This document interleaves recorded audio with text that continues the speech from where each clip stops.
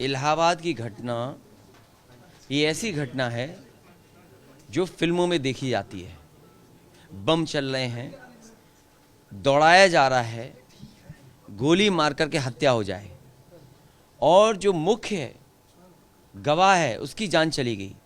वो केवल गवाह नहीं, अधिवक्ता भी था। साथ ही साथ पुलिस जो सुरक्षा में लगी थी उसकी भी जान चली गई। कुछ लोग हो सकता है बच जाते, जब अस्पताल में पहुंचे अस्पताल की भी व्यवस्था वो नहीं थी जो जान बचा सके। आखिरकार पुलिस क्या कर रही है, पुलिस का इंटेलिजेंस क्या कर रहा है? आखिरकार बीजेपी के और खासकर मुख्यमंत्री जी को ये बताना चाहिए, जो ज़ीरो टॉलरेंस पर कहते हैं कि उन्हें किसी तरह का कानून व्यवस्था से समझौता नहीं हो सकता है। तो आखिरकार इलाहाबाद में घटना इतनी बड़ी क्यों हो गई? ये उनकी घटना हो गई क्योंकि वो खुद इस घटना को नहीं समझ पा रहे हैं, कानून व्यवस्था को नहीं संभाल पा रहे हैं। और जिस प्रदेश में टेम्परेरी डीजीपी हो, मुख्यमंत्री अपना डीजीपी न पोस्ट करा पा रहे हों, और अगर केवल इसलिए डीजीपी होगा पोस्ट कि उसकी जाति क्या है, तो क्या आप उम्मीद करोगे उत्तर प्रदेश की कानून व्यवस्था ठीक हो जाएगी? जो लोग दूसरों पे आरोप लगाते हैं उन्हें सोचना चाहिए, डायल 100 उन्होंने बर्बाद कर दिया।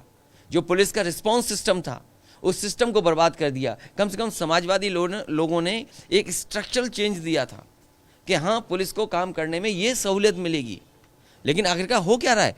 पुलिस पैसा वसूल रही है, करप्ट पुलिस हो गई। इतना भ्रष्टाचार कहीं नहीं होगा जितना पुलिस के माध्यम से आज हो रहा है। लूट हो रही है, कई व्यापारी कई जगह पर, थानों में कोई जगह नहीं बची जहाँ पर लूट ना हो रही हो और पैसा वसूला ना जा रहा हो।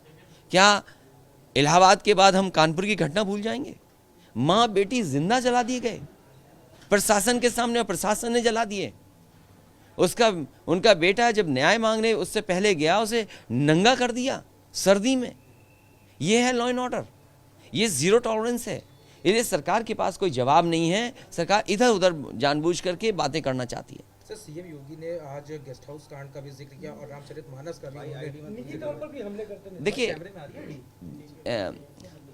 जो मसले खत्म हो चुके हैं उनको जानकारी नहीं है, उनको जानकारी नहीं है। कमाल तो इसी बात का है ना कि मुख्यमंत्री को जानकारी नहीं है। जो गेस्ट हाउस केस खत्म हो चुका, सुप्रीम कोर्ट ने खत्म कर दिया, उस पर चर्चा कर रहे हैं। और जहां तक रामचरितमानस की बात है, रामचरितमानस के खिलाफ कोई नहीं है, लेकिन कुछ चीजों के लेकर के न केवल आज आपत्ति उठी है, 5000 साल की लड़ाई है, 5000 साल की लड़ाई है। ये लड़ाई कोई एक दिन की नहीं है। इस बात को सरकार भी जानती है और पूरा समाज जानता है। जो गलत है वो गलत है। सोने की तख्ती पे भी अगर लिख करके दोगे आप कि शूद्र ये हैं, शूद्र ये नहीं हैं, तो मैं उसको स्वीकार करने वाला नहीं हूं। हमले भी हुए इस बात। देखिए, पर्सनल हमले क्या है वो जो जानते ही नहीं। अरे भाई, जो मुख्यमंत्री हवा में बल्ला घुमा रहा हो, 3 टप्पे के बाद टेनिस की बॉल को नहीं मार पा रहा हो, उससे क्या उम्मीद करोगे क्रिकेट पे कोई ज्ञान हो? जिनके ज्ञान न हो क्रिकेट के बारे में, क्रिकेट क्या है जिसको ये ज्ञान नहीं है। वर्ल्ड का सबसे फेमस लोकप्रिय खेल फुटबॉल है, अकेले देख रहे सोफे पे बैठ करके, और जब तक फाइनल नहीं हुआ उससे पहले सो गए। क्या उम्मीद करोगे उन्हें खेल के बारे में जानकारी दें? किस प्लेयर को सबसे ज्यादा सम्मान मिला वो क्या जानते हैं? तो ऐसे मुख्यमंत्री हैं, इसलिए उनसे क्या पूछोगे खेल के बारे में? इसीलिए ना वो स्टेडियम अपने आप बना पाए और ना ही प्रधानमंत्री कॉन्स्टिट्यूंसी बना पाए।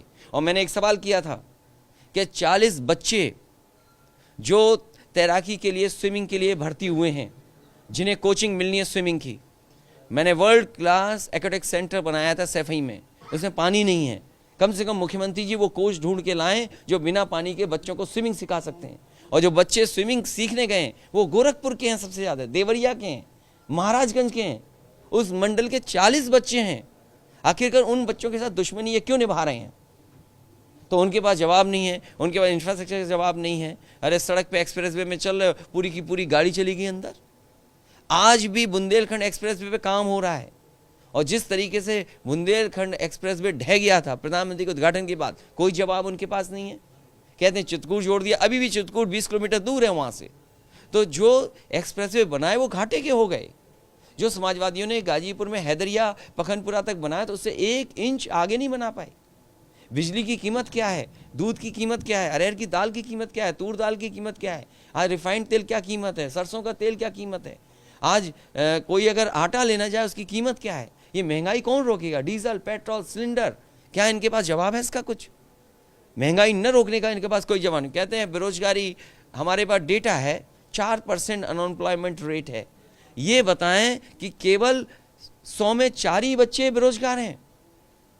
सरकार बताए आखिरकार बेरोजगार कितने हैं? सरकार कह रही है हमने उत्तर प्रदेश में पूरी बेरोजगारी खत्म कर दी।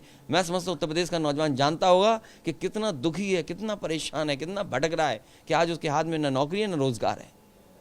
नेता सदन ने कहा कि यूपी में नंबर 1 कर दिया। किस बात में नंबर 1 कर दिया? महिलाओं के अपराध में नंबर 1 है। दंगों में आप एनसीआरबी के आंकड़े देखिए, मेरे आंकड़े मत मानिए, नेता सदन के आंकड़े मत मानिए, आप आंकड़े एनसीआरबी के देखिए। सबसे ज़्यादा महिलाओं के ऊपर अन्याय और उत्पीड़न कहीं हो रहा है तो उत्तर प्रदेश में हो रहा है। सबसे ज़्यादा अनसेफ बेटियां महिलाएं कहीं है तो उत्तर प्रदेश में। अभी 2 दिन की घटना है, आप बताओ उन्नाव में बच्ची के साथ क्या हुआ है, एक बच्ची के साथ। और कानपुर कैसे भूल जाओगे, बलवंत सिंह को कैसे भूल जाओगे? ये सरकार वो है जो ये आरोप लगाती थी कि समाजवादी लोग जाति के आधार पर काम करते हैं। अरे बलवंत सिंह इन्होंने मारा है, क्यों नहीं उसकी पत्नी को नौकरी दे रहे सरकारी? और फिर एक पन्ना ले आए खबर बना करके कि 56 एसडीएम हुए। हमने कहा टेबल करो वो सूची, और टेबल इनको ये भी सूची करनी चाहिए कि बांदा यूनिवर्सिटी में किनको नौकरी मिली है, गोरखपुर यूनिवर्सिटी में किसको नौकरी मिली है, सिद्धार्थनगर यूनिवर्सिटी में किसको नौकरी दी आपने, चंद्रशेखर यूनिवर्सिटी में किसको नौकरी आपने दी है। कम से कम यूनिवर्सिटी को बताओ। समाजवादी पार्टी का कोई इतना खास वाइस चांसलर नहीं होगा जिसके पीछे पुलिस पड़ी हो, एसटीएफ पड़ी हो, एसआईटी हो गई हो, सीबीआई के लिए कोर्ट भाग रहा हो। क्या ऐसा वाइस चांसलर कल्पना कर सकते हो? देश की सबसे बड़ी यूनिवर्सिटी और कलाम साहब के नाम उसको अपमानित कर रहे हैं, बदनाम कर रहे हैं ये लोग बैठ करके।